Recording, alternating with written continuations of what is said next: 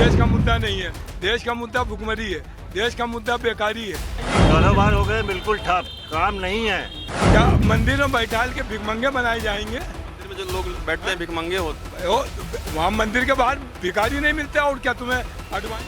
जी हमें अच्छा लगता है जो ये सही कह रहे हैं। इस चक्कर में ये हर साल जो है दंगे काहे होते हैं। चुनाव के टाइम पे दंगे बहुत होते हैं। इस टाइम पे ऐसा कभी नहीं हुआ है। आपको लगता है कि जो यहाँ पे बोला जा रहा है कि हर साल दंगे हो रहे हैं, ऐसा है वाकई में? जी बिल्कुल ऐसा सही है। कहाँ पे दंगा? के दिलों में नफरतें भी कैसे आ रही हैं हिंदू मुसलमान की। पहले हिंदू मुसलमान कैसे एक होकर मतलब कि त्यौहार करते थे, सब कुछ करते थे, लेकिन आज हिंदू मुसलमानों के दिलों में नफरतें आ रही हैं।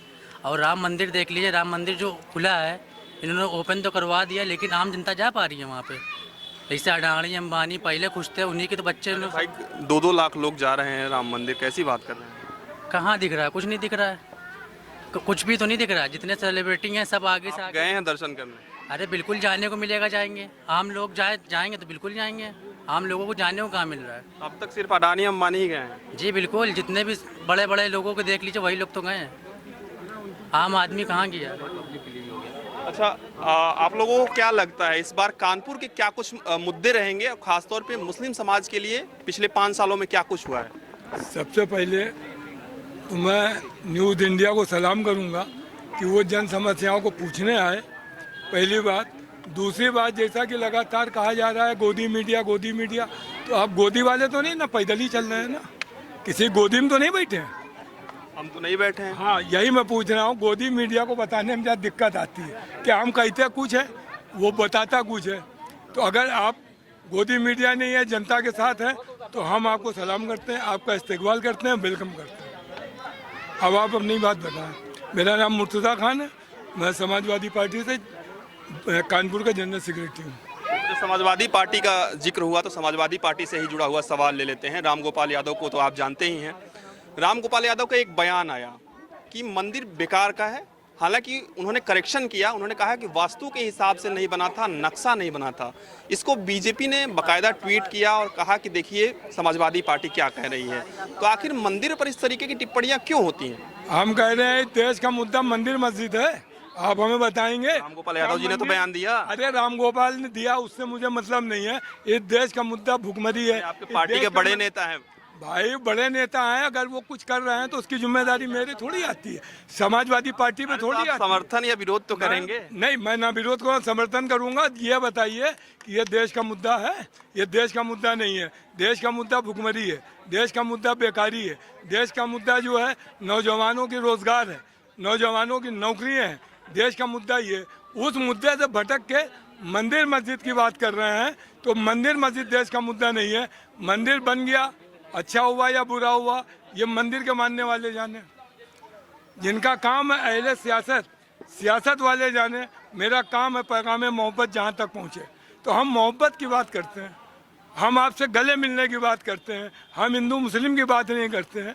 हम तो ये कहते हैं कि विचार हम अपने महान रखते हैं और परिंदों से ऊंची उड़ान रखते हैं, और हिंदू मुस्लिम दोनों मुझको प्यारे हैं। हम अपने दिल में हिंदुस्तान रखते हैं। आपको लगता है कि मोदी जी या योगी जी मुसलमान विरोधी हैं? नहीं, ये चीज़ तो नहीं कह सकते हैं। देखिए, अपनी अपनी ये नीति है। अपने लोगों को खुश करने के लिए अगर वो कुछ कर रहे हैं तो उसके लिए हम इतना नहीं कह सकते हैं कि विरोधी हैं। मगर हम चाहते हैं कि जो हिस्सा हमें मिलना चाहिए, जिसके हम हकदार हैं, थोड़ा हमें भी मिलना चाहिए। उससे हम पिछड़ रहे हैं कहीं ना कहीं। बाबा की जो नीतियाँ हैं, हम बीजेपी के घोर विरोधी नहीं हैं, मगर सिर्फ उनकी नीति, हाँ, जो उनकी तारीफ वाली चीज़ बताएंगे। आज क्राइम पे जितना अच्छा कंट्रोल बाबा ने किया है, हम उसकी तारीफ भी करेंगे। जो तारीफ वाली चीज़ जो तारीफ करेंगे, मगर नहीं उसमें कहीं ना कहीं मुसलमानों के साथ थोड़ा सा जो हक तलफी हो रही है, हम उस पर जाएंगे, उस पर खाली ध्यान दें। वो बाकी मोदी जी की जो नीति है वो टोटल मुसलमानों के खिलाफ नहीं है। कुछ उसमें अच्छाई भी है कि महिलाएं बेफिक्र होकर कहीं जा सकती है, इसमें कोई शक नहीं। आदमी पैसा कौड़ी लेके जा रहा है, कई सालों में कुछ छीना झपटी नहीं हो रही इस तरह की। तो कुछ नीति उनकी अच्छी है, तो उसको अच्छी भी कही जा सकती है, समझे? बुलडोजर वाली नीति सही है। रजनी नहीं हो रही है, डकैती नहीं हो रही है, पर्ची नहीं भेजी जा रही है, कुछ नहीं हो रहा है। सब खत्म कर दिया मोदी जी ने, ये अच्छा काम किया। लेकिन मोदी जी बाहर जाते हैं, अमेरिका, लंदन गए, अमेरिका गए, सऊदीया गए, तो मालूम ही क्या कहते हैं, मेरा मुसलमान वहाँ बहुत बढ़िया तरीके से है, अच्छा तरीके से वहाँ से भीख मांग के लिए आते हैं, बांटते हैं, फिर अपनी तरह खर्चा कौन भीख मांग के ला रहा है? मोदी जी सऊदिया से लाते हैं, अमेरिका से लाते हैं, क्या भीख ला दी है मोदी? अरे पैसा लाते हैं और क्या लाते हैं, अरे यहाँ से सारी चीजें जा रही है, वैक्सीन तक है वहाँ से लाते हैं और यहाँ बांटते हैं ला करके, हम लोग को नहीं देते हैं, अपने ऊपर खर्चा करते हैं। ये मोदी जी की रीत है। अरे तो भारत से सामान बन के दूसरे देशों में जा रहा है, तो भारत से सामान बन के जा रहा है ना, उपलब्धि है ना ये। पूरी वहाँ से आ रही है। ये कौन सा सामान जा रहा है, आप पत्रकार जी बताएंगे हमें? भारत से कौन सा सामान जा रहा है? चाइना से सारा सामान आ रहा है, भारत से कहीं कुछ नहीं जा रहा, लहसुन प्याज के अलावा सिर्फ जितनी भी इलेक्ट्रॉनिक चीजें हैं सब चाइना से आ रही हैं। और चाइना से जब माल आएगा तो इसका नफा चाइना जाएगा, हमें क्या मिलेगा? हमारे नौजवानों को नौकरी कहाँ मिलेगी? इनको राशन कहाँ से मिलेगा? इनको 5 किलो दे के भिखमंगा बनाने की पूरी साजिश की जा रही है। जैसे हम लोग जब कोई चूहा पकड़ने की कोशिश करते हैं तो रोटी का टुकड़ा लगा देते हैं और चूहा सोचता है फ्री में रोटी मिल रही, जैसे अंदर जाता है फट जाता, तो हमें फंसाने की पूरी कोशिश की जा रही है। तो हम ये चाहते हैं कि हमें इस काबिल ना बनाया जाए कि हम 5 किलो के लिए लाइन लगा के झोले में राशन लेने जाएं, हम नहीं इस देश के लोग लेने जाएं। मगर हम आपको बता दें, पहले इसने कितने दंगे कराए, आपने भी सुना होगा, इसको पहले भारतीय दंगा पार्टी कहते थे, अब ये भारतीय मौत पार्टी हो गई है। इसके शासन में आप निकाल लीजिए, लाखों की मौत हुई है, लाखों लोग मरे, बेमौत मरे। किसानों को अपनी डिमांड कर रहे हैं, अपनी मांग कर रहे हैं, किसान 700 किसान एक साथ मर गया, मगर उसकी बात नहीं सुनी गई। क्या चाहते हैं? देश के अंदर क्या कर रहे हैं? राम के, अब सुनिए एक बात और हमारी, कानपुर के और भी लोगों से बातचीत करते हैं। आपको लगता है कि माफिया मुक्त उत्तर प्रदेश हो गया जिस तरीके से योगी जी दावा कर रहे हैं? देखिए, माफिया से हम लोगों को कुछ लेना देना नहीं, क्योंकि यहाँ कोई गुंडे बदमाश नहीं रहते, ठीक है।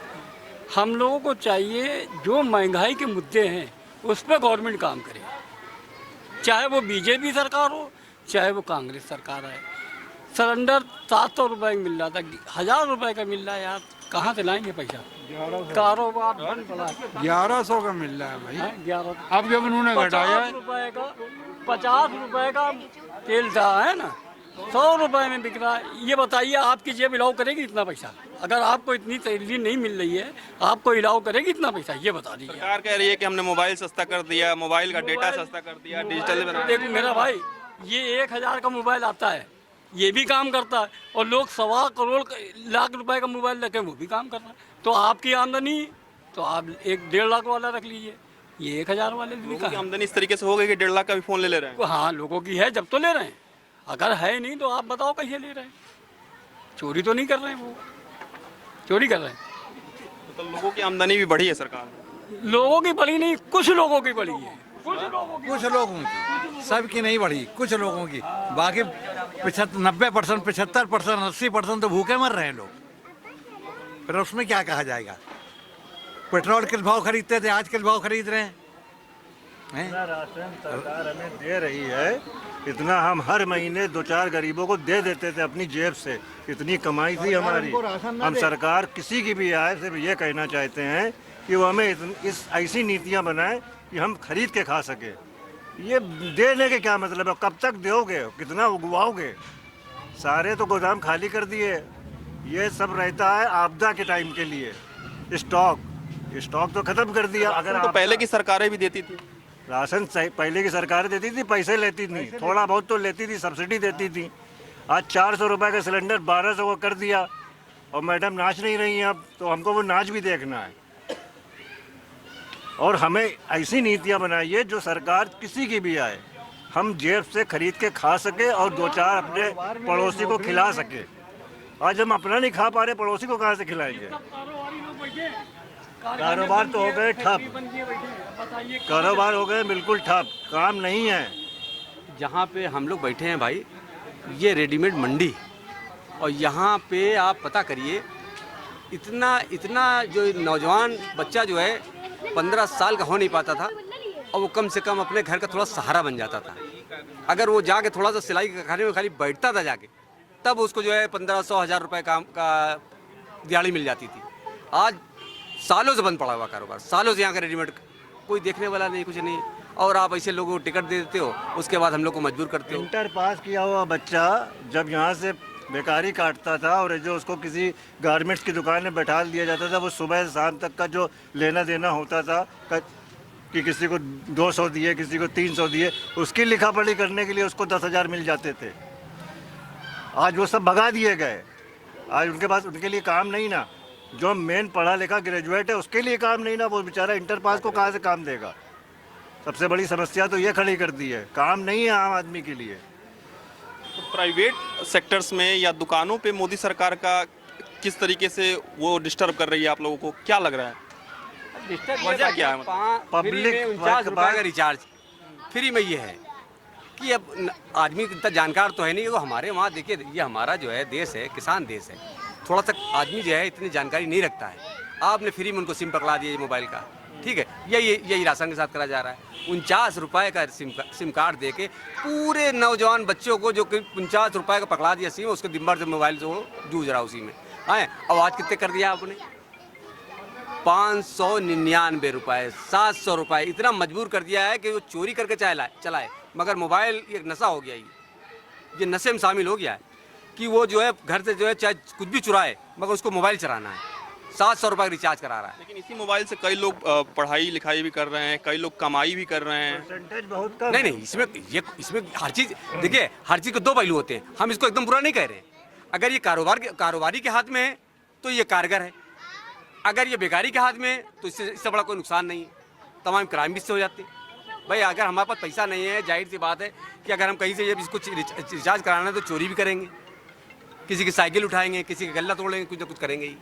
तो थोड़ा सा हम चाहते हैं कि सरकार किसी की भी आए और कुछ जो जैसा जो है अभी मोदी जी की बातों से लग रहा है कि जो औल फौल वो बोल रहे हैं, उससे लग नहीं रहा कि अब सरकार इनकी बन रही है कि उतनी सीटें ये 400 सीटें, हमें तो नहीं लग रहा कि कहीं से 400 सीटें अब इनको मिलने की संभावना है। बिल्कुल। तो और भी लोगों से बातचीत कर लेते हैं। आपको लग रहा है कि उत्तर प्रदेश माफिया मुक्त हो गया है और बुलडोजर की कार्रवाई जिस तरीके से हो रही है, माफियाओं के अवैध निर्माण पर बुलडोजर चल रहे हैं?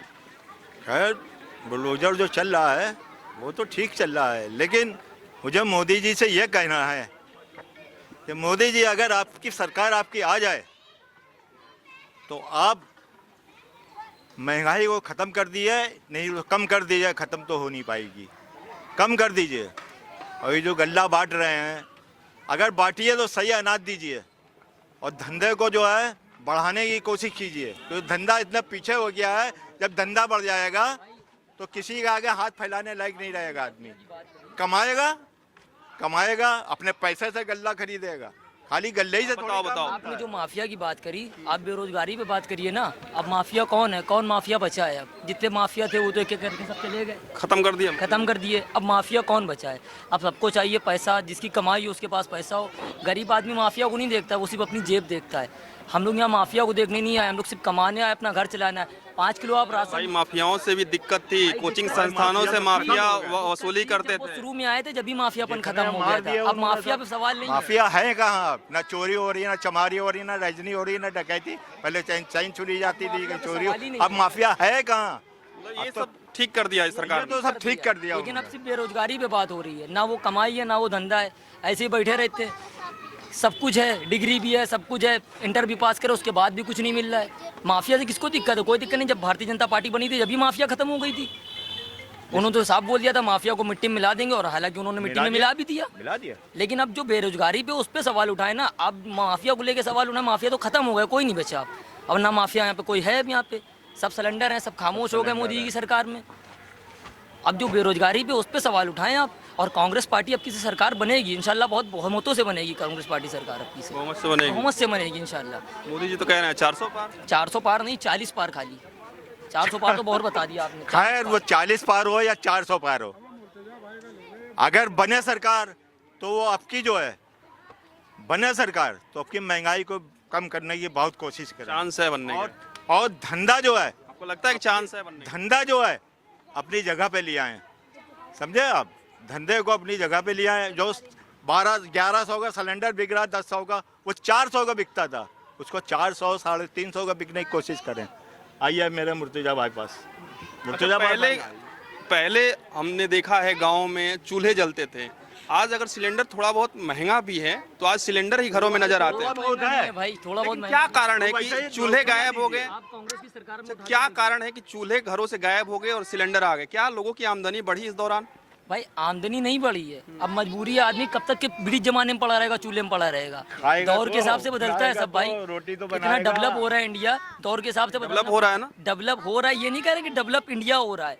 सिर्फ वो राष्ट्र हो रहे हैं जहाँ पे इनके सांसद अच्छे बैठे हैं, इनके लोग अच्छे बैठे हैं, उस चीज़ को ये देख के चल रहे हैं।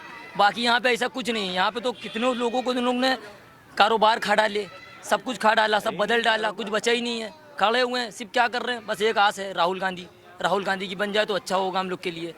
अरे वो जो भी कह रहे हैं, हमको उनका पता है, वो पूरा वादा अपना कंफर्म 119% करेंगे जो बोल रहे हैं। वो जो भी महिला के गरीब महिला के अकाउंट में 8,500 साल का 1 लाख रुपया आएगा, वो करके दिखा देंगे, वो बदल देंगे। उनकी सरकार हम लोग चाह रहे हैं, दिल से उनकी सरकार आए अब से, और पूरी बहुमत से सरकार आए उनकी।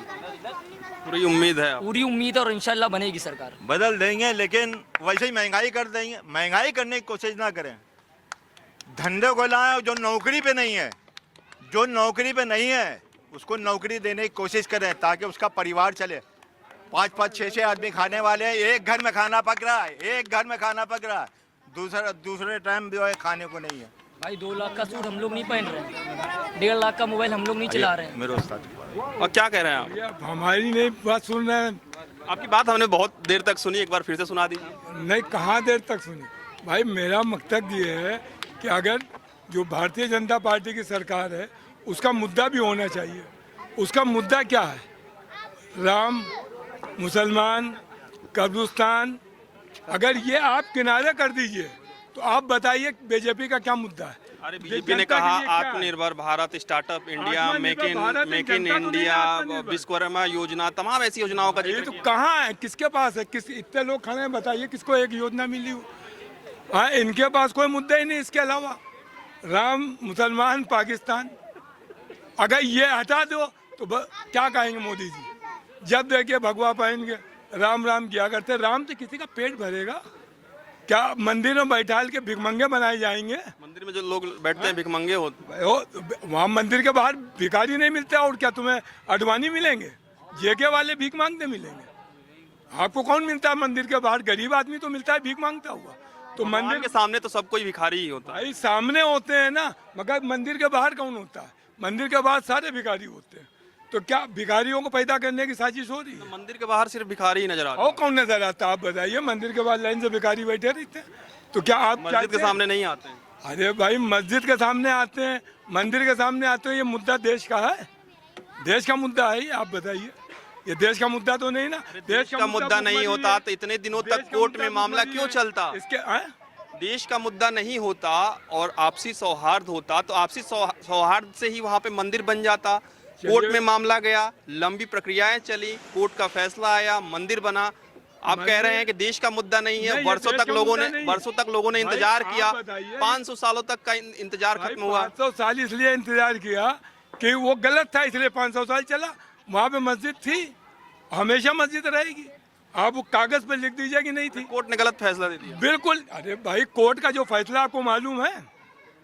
कोर्ट का जो फैसला है वो जनता को देख के दिया जाता है। ये भी एक लॉ है। अगर 10,000 आदमी कह रहे हैं कि ये मंदिर है और 200 आदमी कह रहे हैं नहीं मस्जिद है, तो 10,000 आदमी की बात मान ली जाएगी, चाहे भले वो जगह। इस बात से सहमत नहीं हूँ। कोर्ट कहता है कि आप सहमत नहीं, आप लॉ पढ़िए ना, किस बुनियाद से फैसला हुआ उस फैसले को पढ़िए।